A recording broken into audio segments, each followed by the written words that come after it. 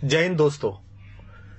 मुझे पता नहीं आप किसको सुन रहे हैं, कवि कुमार विश्वास को, एक राजनीतिक पार्टी में काम करने वाले कार्यकर्ता को, सोशल एक्टिविस्ट को, पर थोड़ी देर के लिए मुझे मत देखिए, मैं जो कहना चाह रहा हूं वो सुनिए।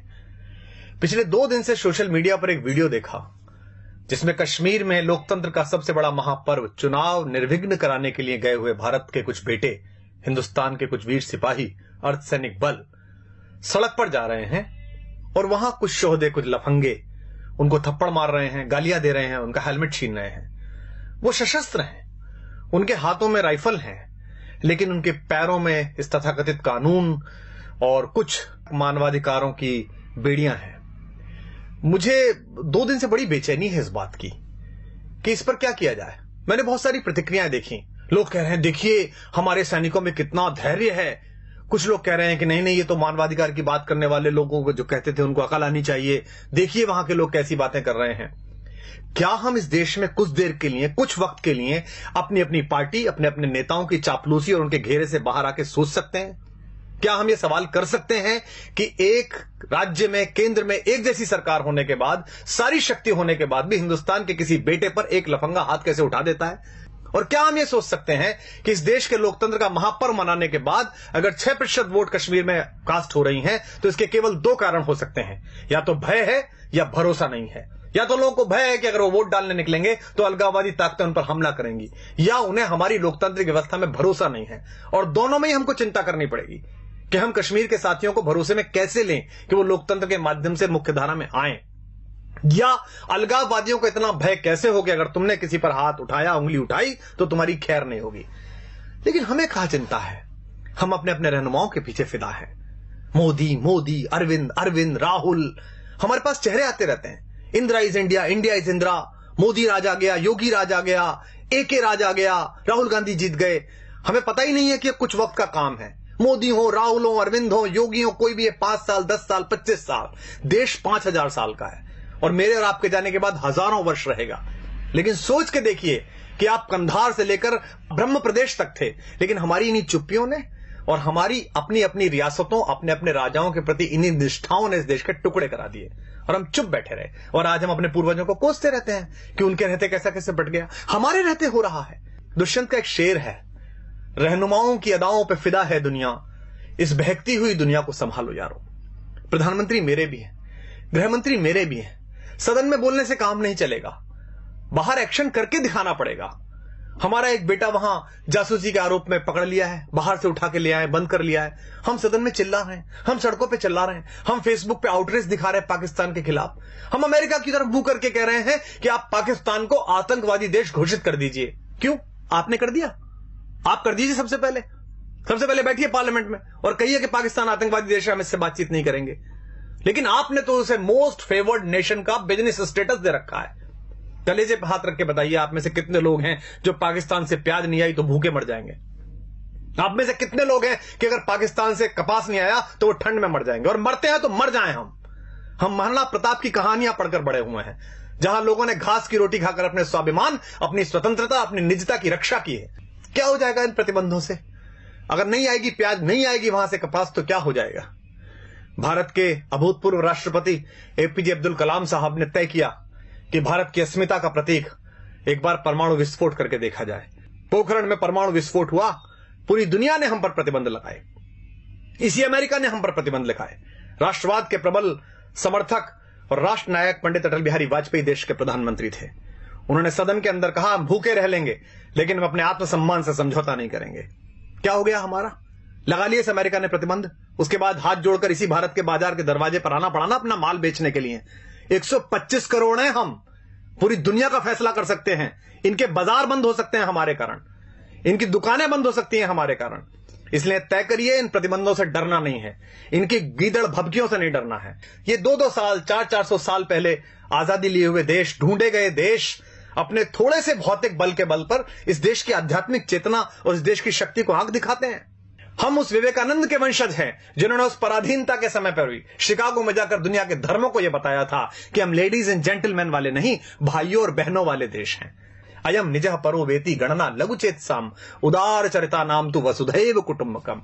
इसलिए हम वसुधा को कुटुंब समझते हैं। लेकिन यह भी ध्यान रखिएगा, युद्ध की संभावना में जी रहे सब देश सुन लें, युद्ध भी है, बुद्ध भी है, जिसे चाहे उसे चुन लें। एक देश अगर आपकी तरफ इतने खतरनाक इरादे रखता है तो आपका व्यवहार समझ में नहीं आता, आप स्वधर्म में ही नहीं, आप तय ही नहीं कर पा रहे कि क्या करेंगे। इस देश को, लोगों को एक बार तय करना पड़ेगा कि हमारा स्टैंड क्या है।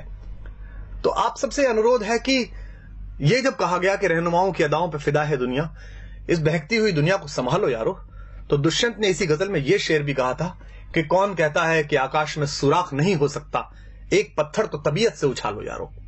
अगर आप राष्ट्रवाद का नाम लेकर लोगों का विश्वास मत हासिल करेंगे और उसके बाद राष्ट्रवाद के प्रबल प्रवर्तक बेटे वहां थप्पड़ से पीटे जाएंगे तो लोग आपसे सवाल करेंगे। अगर आप भ्रष्टाचार मुक्ति का पर्व लेकर दिल्ली में सरकार बनाएंगे और उसके बाद आप ही के लोग भ्रष्टाचार के घेरे में होंगे और आप मौन हो जाएंगे, उन्हें बचाने की कोशिश करेंगे, तो लोग आपसे सवाल पूछेंगे। क्योंकि सरकारें आनी जानी है, 5 साल 10 साल इन हवेलियों में, इन महलों में, इन 7 रेसकोर्स में, मुख्यमंत्री निवासों में आपकी अस्थियां नहीं गाड़ी जानी। ये देश याद रखता है फकीरों को, ये देश याद रखता है गांधी को, ये देश याद रखता है जयप्रकाश नारायण को। इसलिए आप सबसे अनुरोध है कि अपने अपने कोटरों से बाहर निकलिए, अपने अपने ब्रैकेट से बाहर निकलिए। संकट बहुत बड़ा है, इसे हम सामान्य समझ रहे हैं। आपके रहते, आपकी सरकार के रहते, हम सब के रहते कश्मीर में कोई भी हिंदुस्तान का झंडा चला देता है। हम किससे उम्मीद करें? कवियों से उम्मीद करें? हम पिछले 10 साल से कविता सुन रहे थे, आत्महत्या की चिता पर देखकर किसान को नींद कैसे आ जाती है देश के प्रधान को। पिछले 3 सालों में 30,000 अन्नदाता, 30,000 भूमि मां के बेटे किसान आत्महत्या कर चुके हैं। पिछली बार भी की थी, मनमोहन सिंह जी की सरकार थी तब भी की थी। इन आंकड़ों के खेल में क्या उलझना? हम जंतर मंतर पर बैठे थे, हमारे सामने भी एक किसान फांसी पर झूल गया था, हमें भी नींद आनी बंद हो गई थी।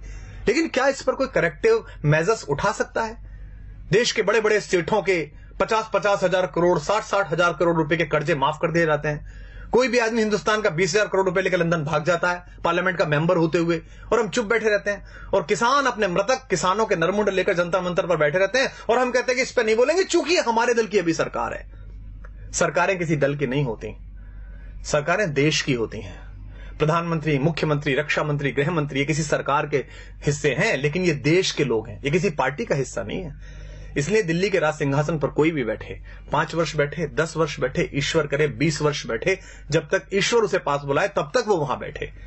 लेकिन आम नागरिक होने के नाते इस पर सवाल उठाना शुरू करिए, अपनी अपनी राजनीतिक कैंचुलियों से बाहर निकलिए। अन्यथा इकबाल ने एक शेर कहा था, हमने उसे गंभीरता से नहीं लिया और आज हम भारत, पाकिस्तान, बांग्लादेश के 3 टुकड़े देखते हैं। इकबाल ने जब यह शेर कहा था तब बर्मा से लेकर कंधार तक सिर्फ हम थे, हिंदोस्तान थे, सिंध नदी के आर पार पूरा भारत था। इकबाल ने कहा था, वतन की फिक्र कर नादा, मुसीबत आने वाली है, तेरी बर्बादियों के मशवरे हैं आसमानों में, न संभलोगे तो मिट जाओगे हिंदुस्तान वालों, तुम्हारी दास्तां तक भी न होगी दास्तानों में। पिछली सरकार पाकिस्तान से बात करती थी तो हम सब लोग और विपक्ष के लोग कहते थे कि देखिए कैसी सरकार है, पाकिस्तान हमले कर रहा है, हम उससे बातचीत कर रहे हैं। बातचीत होनी चाहिए, लोकतंत्र में महत्व यही है कि आप बातचीत करते रहें। लेकिन अब कोई भी अचानक पाकिस्तान चला जाता है, लाशें आती रहती हैं, पठानकोट पे हमला होता है। जिस आईएसआई को हम 40 साल कहते रहे कि हमारे देश में अस्थिरता फैला रही है, आतंक फैला रही है, उस आईएसआई की टीम बुलाकर और हमारे सैनिकों की अगवानी में सिंहों की पेशी करवा दी कुत्तों के दरबारों में। वो पठानकोट में ढूंढने के लिए गए कि हत्याएं ठीक से हो गई कि नहीं हो गई, और उसके बाद उन्होंने जाकर कह दिया रावलपिंडी में कि वो आप ही ने खुद ने कर लिया होगा। हमारा स्टैंड क्या है? हम कहना क्या चाहते दुनिया से? ये देश के सारे कारपोरेट मिलकर एक कॉर्पस फंड नहीं बना सकते जिसमें एक फेंसिंग हो जाए, जिसमें हम उनसे संबंध नहीं रखें? क्या अगले 10 साल 20 साल हम ये भूल सकते हैं कि हमारे आसपास कोई पाकिस्तान नाम का राष्ट्र भी है? हम कभी क्रिकेट खेलते हैं, कभी नहीं खेलते हैं, कभी गुलाम अली को सुनते हैं, कभी नहीं सुनते हैं। उधर से गजल आ जाती है तो हमारी राष्ट्रीयता प्रभावित हो जाती है। धर्मशाला में क्रिकेट खेलनी है उनके साथ और इससे पैसा मिलेगा बीसीसीआई को, इससे कुछ सेठों के धंधे चलेंगे, कुछ लोगों के चेहरे चमकेंगे, तो हम कहते हैं नहीं नहीं, खेल तो होता रहना चाहिए, ऐसे संबंध क्यों खत्म करें? तय करिए कि देश है कि धर्मशाला है, कोई भी कहीं से घुसेगा या नहीं घुसेगा। सरहद पार भारत के जाबाज सैनिक एक ऑपरेशन करके आते हैं, सर्जिकल स्ट्राइक, पूरे देश का सिर गर्व से तन जाता है। कुछ लोग उसमें भी राजनीति करना चाहते हैं, कुछ लोग पोस्टर लगाकर उसका श्रेय लेना चाहते हैं, कुछ लोग सरकार से वो श्रेय छीनना चाहते हैं। दोनों ही गलत है। उन सैनिकों को सलाम जिन्होंने बहादुरी के साथ भारत माता का मान ऊंचा किया और घर में घुस के उन आतंकवादियों को मारा। लेकिन उसी सेना का एक सिपाही हमसे शिकायत करता है देश से कि भाई आपके नेता आपके अफसरों की मिली भगत से मेरी दाल वो खा गए, मुझे हल्दी का पानी पीना पड़ रहा है, तो हम चुप हो जाते हैं। हमको लगता है नहीं अब चुप रहो, सरकार तो अपनी है। वो सिपाही किसका है, सरकार का कि भारत का? वो सिपाही भारतीय जनता पार्टी, आम आदमी पार्टी या कांग्रेस का नहीं है, वो हिंदुस्तान का सिपाही है। अगर आपने उसके हक में बोलना बंद कर दिया तो हिंदुस्तान की माएं अपने बेटों को सजा के सरहद पे भेजना बंद कर देंगी। आप नहीं जाते लड़ने, सैनिक जाता है। इस उंगली में एक पिन घुसा कर देखिए, उससे पता चलता है कितना दर्द होता है। वो सीने पर गोली खाने के लिए तैयार रहता है आपकी दृढ़ता के बल पर। एक सिपाही कहता है कि मुझसे काम कराए जा रहे हैं घरेलू, मेरे प्रति अत्याचार किया जाता है, तो वो गायब हो जाता है, मृत मिलता है और हम बोलते नहीं है इस पर। मुझे भी याद है, मैं बहुत छोटा था, डॉक्टर मुरली मनोहर जोशी देश के एक बहुत बड़े राष्ट्रवादी नेता, भारत के मानव संसाधन विकास मंत्री बने बाद में, एक प्रखर वक्ता, एक बड़े पढ़े लिखे व्यक्ति, वो लाल चौक पर तिरंगा फहराने के लिए गए थे। जो आज देश के प्रधानमंत्री है नरेंद्र भाई मोदी, वो उस यात्रा के संयोजक थे। हम बड़े खुश थे। हमारे यहाँ कविता लिखी बलबीर सिंह करुण ने, कुछ देशभक्ति के मंत्र वहां हमने जाकर बांचे तो हैं, हम देशद्रोह के विषधर के फन पर चढ़कर नाचे तो हैं, आतंकवाद के अंधड़ को आगे बढ़ ललकारा तो है, धीमा ही सही तमाचा पर उसके मुंह पर मारा तो है, लो हमने जिद पूरी कर दी उस लाल चौक तक जाने की, अगली बारी रावलपिंडी पर यह झंडा फहराने की। हमने कविताएं पढ़ी, तालियां बजाई, मुझे अब भी रोमांच हो रहा है। बहुत अच्छा लगता है जब प्रधानमंत्री दिवाली की छुट्टियों पर सियाचिन जाते हैं, उन सैनिकों को बताने के लिए जाते हैं कि आप मेरे घर के मेंबर हैं। क्या हम में से ऐसा कोई नहीं कर सकता?